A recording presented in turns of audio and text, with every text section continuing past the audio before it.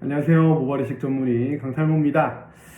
이번 시간에는 여성형 탈모 치료에 대해서 말씀을 드릴 건데요. 매죽 세라피나 수술 빼고 치료 약물이 되겠죠. 약물 위주로 말씀을 좀 드려볼게요.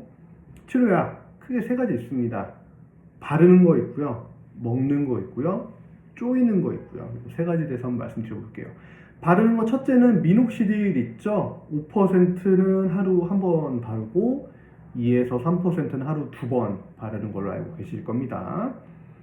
꾸준히 발라주는 게 중요한데 치료 중단 확률이 굉장히 높아요. 왜냐면 귀찮아서 많이들 중단을 하시는데 꾸준히 3개월에서 6개월 정도 바르시면 굉장히 효과를 보실 수 있다라고 말씀드리고, 만약 쓰시는 분들이라면은 머리를 좀 완벽하게 말린 다음에 쓰시는 게 흡수율이 높아집니다. 그리고 모공에 있는 찌꺼기라든지 그런 노폐물들 제거를 하고 발라주시면 흡수율이 더 좋아지니까 머리 잘 감으신 다음에, 그리고 완벽히 말린 다음에 쓰시는 게 좋다.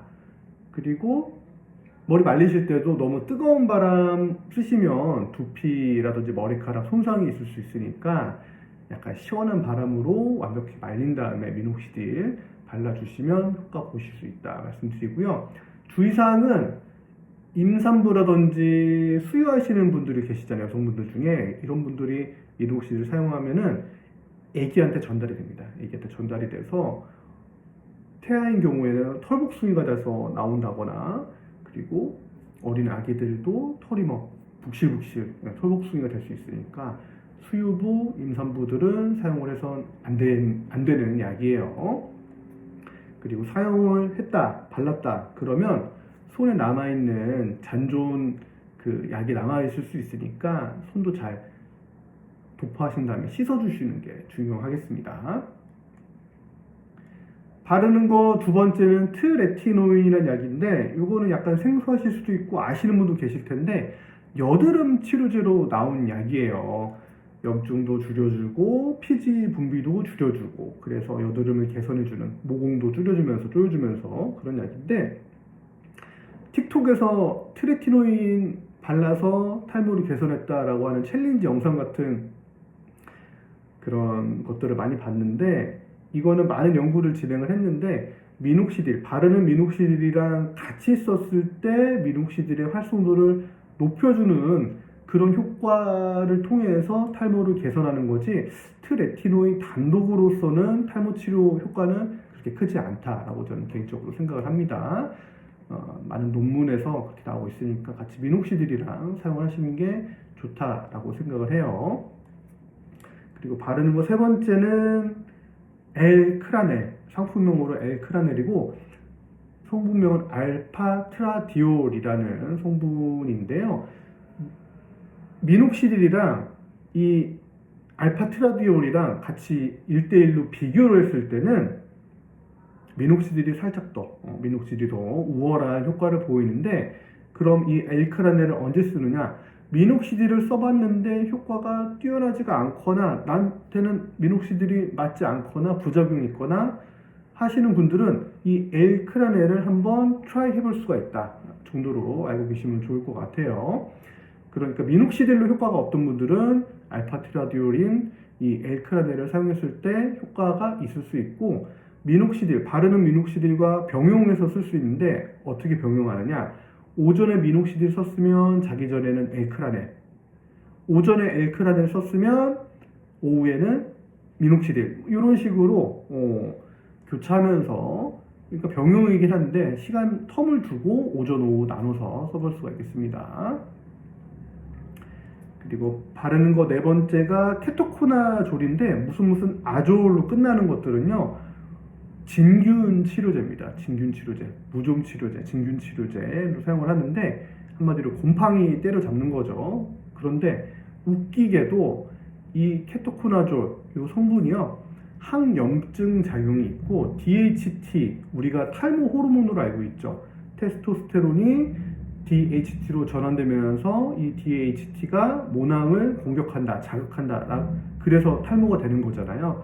이거를 방해해주는 역할을 이 케토코나졸이 한다고 합니다. 이런 그 원리를 통해서 탈모를 치료를 할 수가 있습니다. 자, 바르는 거 마치고 이제 먹는 거는 남자분들, 남성분들, 남성용 탈모에 많이 쓰는 피나스테리드인데요. 피나스테리드는 여성분들, 일반적인 가임기 여성에게는 사용해서는 안 되는 약이에요. 이거를 먹었을 때, 피나스테리드를 먹었을 때, 그 복중에 있는, 만약에 남자 애기라면은 성기 발달이라든지 그런 것들을 좀 저해할 수가 있어서 여성화를 시키는 거죠, 쉽게 말해서. 그래서 사용을 해서는 안 되는데, 아니 나는 임신 생각도 전혀 없고 결혼도 안 할 거고 탈모 치료는 꼭 하고 싶다, 이런 분들, 혹은 이제 생리라든지 끝나셔서 이제 폐경에 들어가시는 분들, 그런데 난 탈모를 치료하고 싶다, 그리고 그 탈모의 종류가 남성형 탈모다 라고 하시는 분들이라면은 피나스테리드를 오프라벨로 한번 사용을 해 볼 수도 있습니다. 널리 사용하는 치료는 아닌데 사용해 볼 수도 있다 정도로 알고 계시면 좋을 것 같아요. 말씀드렸지만 여성도 남성 호르몬이 나와서 여성의 남성형 탈모가 있을 수 있어요. 이거는 이제 모발이식 전문의라든지 피부과 선생님들이 보시고 판단을 해야 되는 부분인데, 그런 분들에게는 이 약을 사용을 해 볼 수가 있습니다. 효과 분명 있을 수 있어요. 그리고 먹는 거 두 번째는 스피로놀락톤인데, 남성분들도 그 조합약이라고 해서 이 약재를 같이 짬뽕해서 쓰시는 경우가 있는 걸로 알고 있습니다. 피나스테리드에다가 스피로놀락톤에다가 미녹시딜까지 다 합쳐가지고 짬뽕해서 종합약이라고 쓰는 걸로 알고 있는데, 스피로놀락톤은 개인적으로는 굉장히 위험한 약이고 주의해서 써야 되는 약이다 라고 생각을 합니다. 그 이유는 이 약 자체가 칼륨, 포타슘이라고 알려져 있는 이 전해질 불균형을 일으킬 수가 있고, 우리 몸에 포타슘 수치를, 그 칼륨 수치를 상승을 시키면 무슨 일이 벌어지냐면 심장에 부정맥이 발생해서 사망에까지 이를 수 있습니다. 물론 뭐 그 정도로 높은 용량을 쓰는 건 아니겠지만 그만큼 주의를 해야 되고, 포타슘 수치, 전해질 불균형을 일으킬 수 있기 때문에 콩팥이 안 좋은 분들, 뭐 투석 전 단계인 분들이라든지 콩팥 기능이 떨어진 분들에게 있어서는 이 약은 사용을 안 하거나 사용을 할 때는 굉장히 주의해서 써야 되고, 그러니까 피 검사라든지 혈액 검사를 하고 난 다음에 써야 되는 확률이 있는 약입니다. 그래서 굉장히 주의하셔야 된다. 신부전 환자에게는 금물이다 라고 말씀을 드리고요. 사용할 때는 뭐 25에서 50mg 정도 소량으로 써봅니다. 소량으로 써보고 차츰차츰 단계를 올려가면서 100에서 200mg까지 쓸 수는 있는데, 이걸 쓸 때도 굉장히 주의해서 전해질 불균형이 없는지 확인하면서 써야 되는, 어떻게 보면 양날의 검이죠. 양날의 검입니다. 탈모를 치료할 수도 있겠지만 전해질 불균형을 일으켜서 몸을 망가뜨릴 수 있는 그런, 잘 쓰면 약이고 잘 못 쓰면 독약이잖아요. 그 성질을 같이 갖고 있는 약이다라고 생각을 하시면 되겠습니다. 그리고 먹는 거 세 번째는 스테로이드 약인데요. 스테로이드는 개인적으로 많이 처방하는 약은 아니고, 그 이유가 굉장히 오래 먹어야 됩니다. 한 6개월 정도를 먹어야지 그 효과가 있다라고 알려져 있기 때문에. 그리고 이제 스테로이드를 먹게 되면은 그 위가 안 좋다거나, 그리고 생리불순이라든지 월경불순이라든지 발생할 수가 있어서 잘 손이 가지는 않는 약입니다. 얻는 득도 있겠지만 실도 많은 약이어서 앞에서 말씀드렸던 스피로놀락톤처럼 좀 저는 위험한 약이다 라고 개인적으로 생각을 해서 굳이 사용을 하지 않는데, 만약 사용한다면은 덱사메타손이라는 약을 아주 소량 사용을 해볼 수가 있겠습니다. 자, 그리고 먹는 거 네 번째 사이프로테론 아세테이트인데, 이것도 스테로이드예요. 이것도 스테로이드고, 그래서 잘 사용을 하진 않는데 성질만 말씀드리면은 항안드로겐 그리고 프로게스테론을 활성화시키는 이런 기전을 통해서 탈모를 치료를 합니다. 이 약은 또 단점이 뭐냐면 이 에스트로겐을 같이 쓰면서 사용을 해줘야 되기 때문에 스테로이드의 성분도 있고, 그 다음에 프로게스테론을 활성화시키는 성분도 있고, 그 다음에 에스트로겐을 같이 병용해서 써야 되는 이런 단점들 때문에 저는 개인적으로는 같이 사용하고 싶지 않은 약 중에 하나가 되겠습니다. 사용하시는 분들도 있는 걸로 알고 있습니다. 먹는 거 다섯 번째는 미녹시딜. 아까 바르는 미녹시딜 말씀드렸는데 먹는 미녹시딜도 남성형 탈모, 여성의 남성형 탈모에 사용을 하고 있습니다.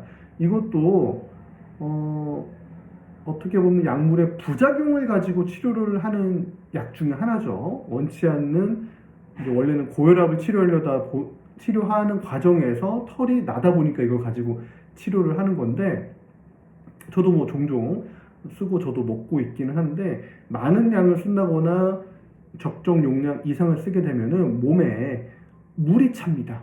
물이 저류가 돼요. 저류가 된다는 얘기는 몸 밖으로 적절하게 항상성을 유지하면서 밖으로 물을 내보내야 되는데 심장이라든지 폐라든지 몸 안에 물이 쌓이게 됩니다. 그리고 부정맥을 일으킬 수도 있고 해서 아까 말씀드렸던 그 스피루놀락톤 같은 약물처럼 부작용이 꽤 있는 약물이기 때문에 콩팥 마찬가지로 안 좋으신 분들이거나 몸에 물이 퉁퉁 잘 붙는다, 체질이 그렇다라고 하신 분들은 드시면 몸에 그리고 얼굴에, 팔, 다리에 뚱뚱 부을 수도 있고 부종이 생길 수도 있거든요. 그래서 이런 분들 주의해서 써야 되고 전문 선생님들이 몸 상태 보면서 처방을 해야 된다라는 약으로 알고 계시면 좋을 것 같아요.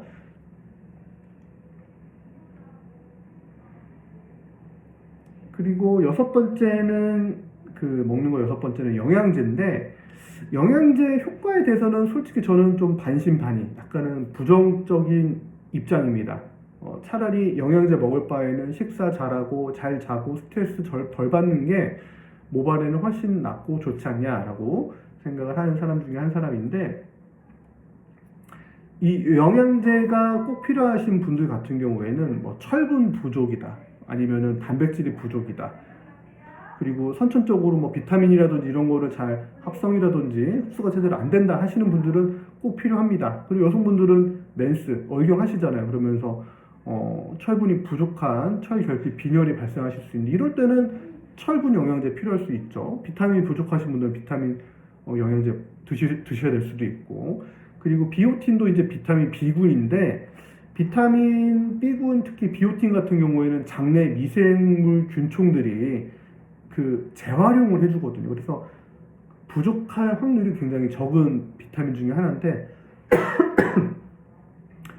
모발에 좋다고 하니까 많은 분들이 비타민 B, 특히 비오틴을 많이 복용을 하신다라고 이제 알고 있는데 솔직히 미생물 균총이 재활용해주고 잘 드시게만 해도 부족할 틈이 없는 비타민이기 때문에 딱히 저는 권하고 싶지는 않지만 그래도 굳이 드셔야겠다 그런다면은 종합 비타민제라든지 철분 결핍 있는 분들은 철분 결핍을 보충해 줄 수 있는 철분제 이런 거를 드시는 것도 나쁘지 않다라고 생각을 합니다. 자, 이제 바르는 거, 먹는 거 마치고 쪼이는 거 있는데요. 쪼이는 거는 생소하실 수도 있고 뭐 아시는 분도 계시겠지만 레이저를 통해서 모낭을 재생하는 개념, 이렇게 생각을 하시면 됩니다. 모낭 레이저라고 생각을 하시면 돼요. 요거는요, 이제 원리 간단히 말씀드리면 1960년대에 헝가리 의사인 앤드레 메스터라는 분이 야, 쥐한테 레이저를 쏘면 이 레이저가 암을 일으키지 않을까? 요 가설을 검증하기 위해서 한번 쏘여봤대요. 루비 레이저를 쏘여봤는데 생길 줄 알았던 암은 안 생기고 레이저로 쏘였던 부위에 모발, 풍성하게 올라오는 거를 관찰을 했다고 합니다. 이것도 있었고, 그 다음에 제모를 하고 났더니 오히려 털이 억세게, 진하게, 풍성하게 올라오는 거를 관찰한 이런 사례들이 종합 되다 보니까 야, 이러면은 레이저를 이용해서 탈모를 치료할 수 있지 않을까라는 개념들이 정립이 된 거죠. 그래서 특수한 파장에서 이 모낭 레이저를 쏘였을 때 탈모가 개선되는 효과를 봤다라고 해서 요즘에 많은 분들이 레이저 치료를 병행을 하고 있습니다. 그러니까 우연해서 발견이 된 거죠. 레이저 치료도. 이 모낭 레이저는 또 말씀드리면은 모낭의 성장기를 또 길게 해주고 휴직이라든지 퇴행기로 빠지는 거를 좀 막아주면서 치료 효과도 있고 혈액순환도 도와주고 이런 개념으로 치료를 해줄 수 있다고 합니다. 자, 이런 식 먹고도 바르고도 그다음에 쪼여보고도 안 된다. 그러면은 뭐 메조세라피라든지 있죠. 두피 보톡스, 두피 뭐 사이토카인, 엑소존, 뭐 키토산제, PRP, 그다음에 줄기세포 다 해봤는데 또 안 된다 하시는 분들은 또 모발 이식으로 넘어오실 수도 있는데 탈모 치료는 딱히 이렇게 정답이 있는 건 아닌 것 같아요. 본인의 경제적 사정, 그다음에 탈모 진행 정도, 그다음에 치료의 의지 중에는 당연히 환자의 의지도 있겠지만 그 모발 이식이라든지 탈모 치료하시는 의사의 또 의지 다 짬뽕이 돼서 치료를 하는 과정이다라고 생각을 하고 여러 가지 옵션들이 있는데 요거를 적재적소에 어떻게 잘 갖다 쓰느냐가 치료자의 그 실력이 아니겠는가라고 저는 개인적으로 생각을 해봅니다. 자, 이번 시간에는 여성형 탈모의 치료 개요에 대해서 특히 이제 약물에 대해서 말씀을 드렸는데 적재적소에 여러분들 잘 쓰셔가지고 여성형 탈모 치료 잘 하시길 바라겠습니다. 모발 이식 전문의 강탈모였습니다. 감사합니다.